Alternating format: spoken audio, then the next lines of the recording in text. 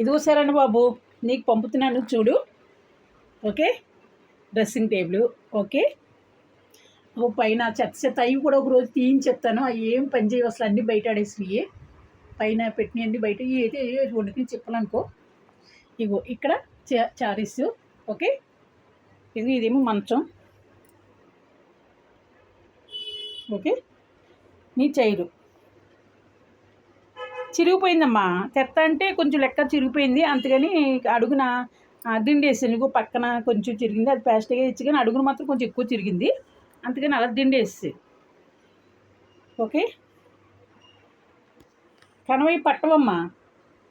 YouTube అబ్బాయి మరి పట్టుకెళ్తా అన్నాడు, మరి పట్టుకెళ్తాడో లేదో. ఆడికి కూడా ఆటో బోల్డ్ రేట్ అడుగుతున్నాడు, 1000 రూపాయలు అడుగుతున్నాడు.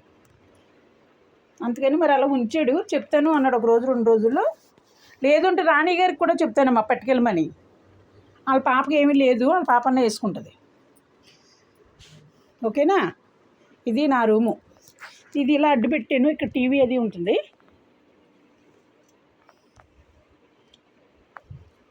ఈ చైర్లో బట్టలు 10 రోజుల నుంచి అమ్మ మడత పెట్టట్లేదమ్మా, చైర్ లాగేస్తుంది.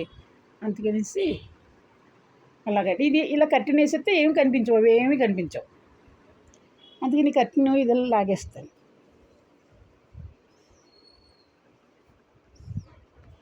కట్టిన అలా లాగిస్తే ఆ పక్క ఏమి కనిపించదు. అలాగా కుర్చీలో బట్టలు మడత పెట్టేసుకుంటే ఇంకా నీట్గా ఉంటుంది. ఓకేనా, ఏంటో పేదవాళ్ళం చరణ్ బాబు.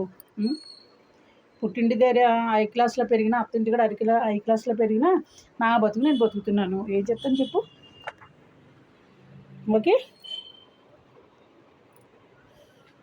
అక్కడేమో వంట చేసుకుంటా. ఇక్కడేమో దేవుళ్ళు. ఇవాళ ఇప్పుడే సర్దాను, ఇప్పుడే తీసుకొచ్చానమ్మా. 500 ఇచ్చానమ్మా, ఇద్దరు తెచ్చారు. మొయ్యలేక అసలు కింద వెళ్దంటే వెళ్దన్నది. నేనే నీకు డబ్బులు ఇస్తానమ్మా ఎలాగో